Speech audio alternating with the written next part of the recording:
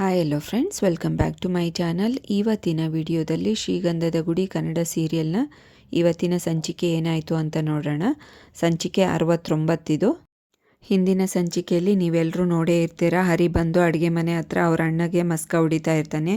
ಹೇಗಾದರೂ ಮಾಡಿ ಚಂದನ ಅವರಿಗೆ ಜಾಬ್ ಕೊಡಿಸ್ಬಿಡೋಣ ಅಂತ ಹೇಳ್ತಾ ಇರ್ತಾನೆ. ಅಷ್ಟರೊಳಗೆ ಚಂದನ ಅವರು ಬರ್ತಾರೆ. ಅಣ್ಣ ನಿಮ್ಮ ಹತ್ರ ಒಂದು ಸಹಾಯ ಕೇಳಬೇಕಿತ್ತು ಅಂತ ಹೇಳ್ತಾಳೆ. ಆಯ್ತಮ್ಮ ಕೇಳು. ಹೌದು, ನಾನೇ ಹುಡುಕ್ಬೇಕಿತ್ತು, ರೂಮು ಇನ್ನೂ ಹುಡುಕಿಲ್ಲ, ಬಟ್ ಎಲ್ಲರಿಗೂ ಹೇಳಿದ್ದೀನಮ್ಮ ಹುಡುಕ್ತೀವಿ ಇಷ್ಟರಲ್ಲೇ ಅಂತ ಹೇಳ್ತಾನೆ. ಇವನೇನಪ್ಪ ರೂಮ್ ಬಗ್ಗೆ ಮಾತಾಡ್ತಾ ಇದ್ದಾನೆ ಅಂತ ಹರಿ ಅನ್ಕೊತಾನೆ.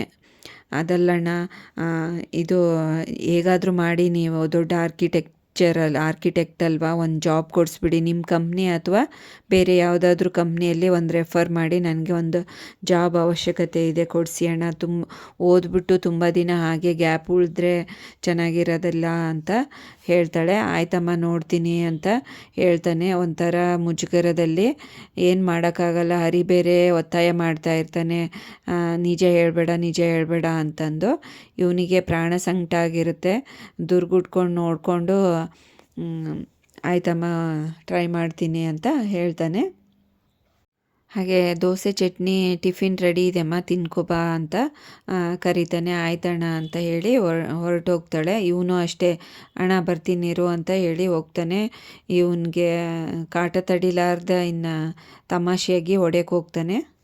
ಅಲ್ಲಿ ಮತ್ತೆ ಬೇರೆ ಸೀನ್ ತೋರಿಸ್ತಾರೆ. ಈ ಕಡೆ ಚಂದನ ಎಲ್ಲ ಕೆಲಸ ಮುಗಿದಾದ್ಮೇಲೆ ತಿಂಡಿ ತಿಂದು ಈ ಕಡೆ ಟಿ ವಿ ನೋಡೋಣ ಅಂತ ಟಿ ವಿ ಆನ್ ಮಾಡೋಕ್ಕೆ ಟ್ರೈ ಮಾಡ್ತಾ ಇರ್ತಾಳೆ. ರಿಮೋಟ್ ತೊಗೊಂಡು ಎಷ್ಟೊಂದು ಈ ಕಡೆ ಆ ಕಡೆ ಕುಟ್ಟಿ ಮಾಡಿ ಎಲ್ಲ ಮಾಡ್ತಾ ಇರ್ತಾಳೆ. ಅದೇ ಏನೂ ಆನೇ ಆಗೋದಿಲ್ಲ. ಅಷ್ಟರೊಳಗೆ ಮಯೂರ ಬರ್ತಾನೆ. ಅದಕ್ಕೆ ಏನು ಮಾಡ್ತಾಯಿದ್ದೀರಾ ಅಂತ ಕೇಳ್ತಾನೆ. ಅದೇ ಟಿ ವಿ ನೋಡೋಣ, ಬೇಜಾರಾಗ್ತಾಯಿತ್ತು ಅಂತ ಕೇಳ್ತಾನೆ. ಅಯ್ಯೋ ಈ ಟಿ ವಿ ಬರಲ್ಲ ಬಿಡಿ, ಇದರಲ್ಲಿ ಹಲ್ಲಿನೋ ಜಿರಳೆನೋ ಮನೆ ಮಾಡ್ಕೊಂಡಿರುತ್ತೆ, ಅವ್ರ ಮನೆ ಯಾಕೆ ಹಾಳು ಮಾಡೋದು, ಪಾಪ ನಮಗೆ ಸುತ್ತಕೊಳ್ಳುತ್ತೆ, ಬೇಡ ಬಿಟ್ಬಿಡಿ, ಆ ಟಿ ವಿ ಸರಿ ಹೋಗಲ್ಲ ಇನ್ನು ಅಂತ ಅಂದಾಗ ಯಾಕೆ ಏನಾಯಿತು ಅಂತ ಕೇಳ್ತಾಳೆ.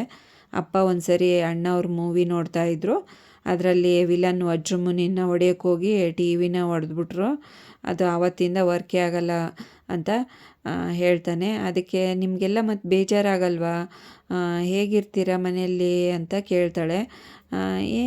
ಏನು ಬೇಜಾರಾಗುತ್ತೆ, ನಮ್ಮ ಮನೆಗೆ ಬೇಜಾರಾಗಲ್ಲ ಅಂತ ಹೇಳ್ತಾನೆ.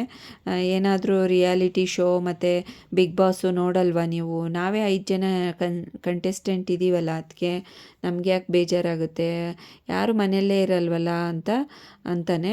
ಅಷ್ಟರಲ್ಲಿ ಇರಿ ಅಂತ ಹೊರಗಡೆ ಹೋಗಿ ಬರ್ತಾನೆ.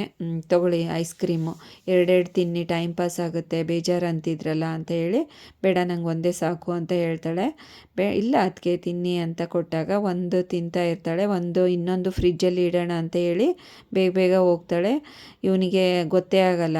ಓ ಫ್ರಿಜ್ಜ ಅಂದ ತಕ್ಷಣವೇ ಫ್ಲ್ಯಾಶ್ ಆಗುತ್ತೆ. ಅದಕ್ಕೆ ಅಂತ ಹೋದ ತಕ್ಷಣವೇ ಇವಳು ಆಲ್ರೆಡಿ ಬಾಗಿಲು ತೆಗೆದುಬಿಟ್ಟಿರ್ತಾಳೆ. ಅಲ್ಲಿ ಚಡ್ಡಿನೋ ಮತ್ತು ಇನ್ನು ಏನೇನೋ ಯಾವುದ್ಯಾವುದೋ ಬಟ್ಟೆ ಎಲ್ಲ ಇರುತ್ತೆ, ಯಾವುದ್ಯಾವುದೋ ಬೇಡ ಆಗಿರೋ ವಸ್ತು ಎಲ್ಲ ಇರುತ್ತೆ. ಆಯ್ತು ಬಿಡಿ, ಫ್ರಿಜ್ ಅಂದರೆ ಏನು ಅಂತ ಗೊತ್ತಾಯಿತು, ಇದು ಇದೇನಾ ಅಂತ ಹೇಳ್ತಾಳೆ.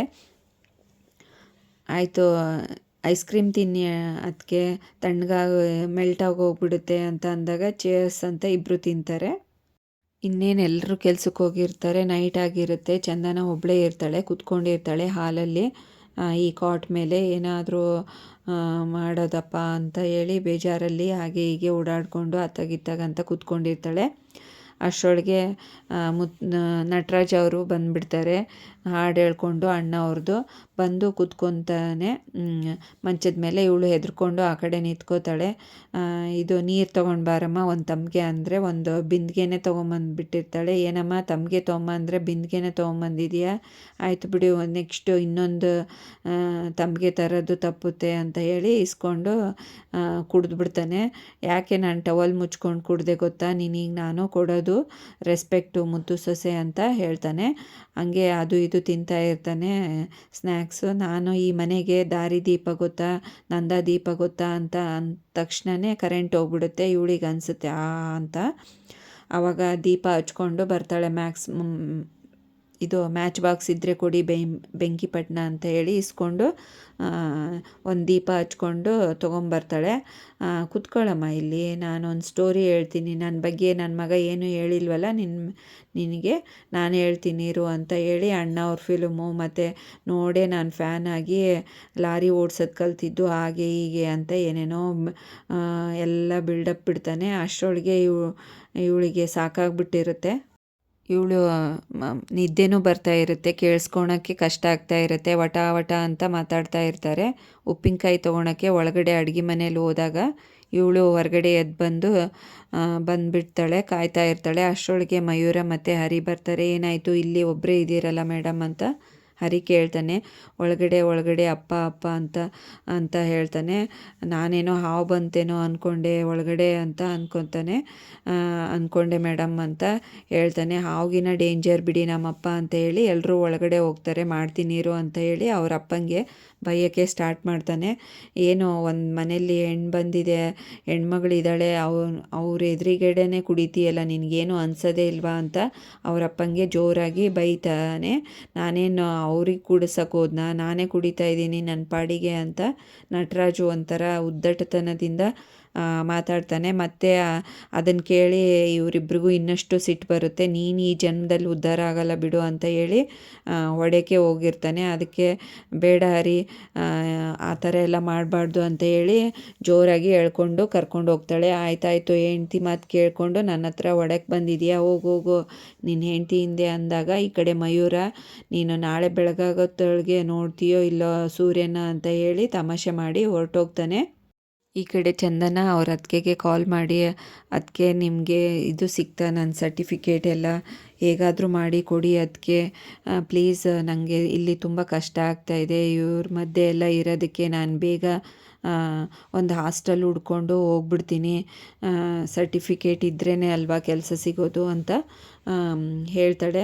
ಏನು ಚಂದನ, ಇಲ್ಲಿ ಮದುವೆ ಮಾಡಿ ಆಸ್ಟ್ರೇಲಿಯಾಗೆ ಹೋಗು ಅಂದರೆ ಹಾಸ್ಟೆಲ್ಗೆ ಹೋಗ್ತೀಯಾ ಅಂತ ಹೇಳ್ತೀಯಲ್ವಾ, ಮದುವೆ ಮಾಡಿಕೊಂಡು ಯಾಕೆ ಅವ್ರ ಮನೇಲಿ ಇರಲ್ವಾ, ಅವ್ರ ಕಷ್ಟ ಆಗ್ತಾಯಿದೆಯಾ, ನಿಮ್ಮ ಅಣ್ಣ ಹೇಳಿದರು ಅವರಪ್ಪ ದೊಡ್ಡ ಕುಡ್ಕ ಅಂತೆ, ಬರೀ ಗಂಡು ಮಕ್ಕಳೇ ಇದ್ದಾರೆ, ನಿಂಗೆ ಇರೋಕ್ಕೆ ಕಷ್ಟ ಆಗ್ತಾಯಿದೆಯಾ ಅಂತ ಅಂದಾಗ, ಇಲ್ಲ ಅದಕ್ಕೆ ಹಂಗೇನಿಲ್ಲ, ಇವರೆಲ್ಲ ಚೆನ್ನಾಗೇ ನೋಡ್ಕೋತಾ ಇದ್ದಾರೆ, ಏನೂ ಪ್ರಾಬ್ಲಮ್ ಇಲ್ಲ, ನಾನು ಇಲ್ಲಿ ಇರೋ ಪರಿಸ್ಥಿತಿ ಯಾಕಾಗಲ್ಲ ಅಂದರೆ ಅದೆಲ್ಲ ದೊಡ್ಡ ವಿಷಯ, ನಾನು ಆಕಸ್ಮಿಕವಾಗಿ ಮದುವೆ ಆಗಿದ್ದು, ನಾನೇನು ಇಷ್ಟಪಟ್ಟು ಮದುವೆ ಆಗಿ ಇಲ್ಲಿ ಬಂದಿದ್ದೀನ, ನಿಮಗೆಲ್ಲ ಸ್ಟೋರಿ ಹೇಳ್ತೀನಿ ಬಿಡಿ ನೆಕ್ಸ್ಟು, ಆದಷ್ಟು ಬೇಗ ಆ ಸರ್ಟಿಫಿಕೇಟ್ ಕಳಿಸೋ ವ್ಯವಸ್ಥೆ ಮಾಡಿಕೊಡಿ ಅದಕ್ಕೆ ಅಂತ ಪ್ಲೀಸ್ ಗೋಗರಿತಾಳೆ.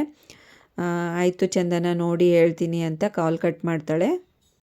ಈ ಕಡೆ ಮೂವರು ಅಣ್ಣ ತಮ್ಮ ಕುತ್ಕೊಂಡು ಸಿಮ್ ವಿಚಾರವಾಗಿ ಮಾತಾಡ್ತಾ ಇರ್ತಾರೆ. ಸಿಮ್ ತೆಗಿಯೋಕ್ಕಾಗಲ್ವೇನೋ ಅಂತ ಇವರಿಬ್ಬರು ಮಾತಾಡ್ತಾ ಇರ್ತಾರೆ. ಮತ್ತು ಅಷ್ಟರೊಳಗೆ ಹರಿ ಬಂದು ಇಷ್ಟು ಈಸಿಯಾಗಿರೋ ಸಿಮ್ ತೆಗಿಯೋಕ್ಕಾಗಲ್ವಾ, ನಾನು ತಕ್ಕೊಡ್ತೀನಿ ಬಾ ಅಂತ ಅಂದಾಗ, ಮುತ್ತುರಾಜ್ ಬಾಯಲ್ಲಿ ಫಸ್ಟು ಅಂತ ಹೇಳಿ ಹೇಳ್ಕೊಂಡು ಹರಿನ ಕರ್ಕೊಂಡು ಹೋಗ್ತಾನೆ. ಅಲ್ಲಿಗೆ ಈ ಸಂಚಿಕೆಯನ್ನು ಮುಕ್ತಾಯಗೊಳಿಸ್ತಾರೆ. ನೆಕ್ಸ್ಟ್ ಸಂಚಿಕೆಯಲ್ಲಿ ಏನಾಯಿತು ಅಂತ ಕಾದು ನೋಡೋಣ. ಅಲ್ಲಿವರೆಗೂ ಈ ವಿಡಿಯೋ ನೋಡಿದ್ದಕ್ಕೆ ಎಲ್ರಿಗೂ ಥ್ಯಾಂಕ್ಸ್. ಹಾಗೆ ಈ ವಿಡಿಯೋ ಇಷ್ಟ ಆದರೆ ಲೈಕ್ ಮಾಡಿ.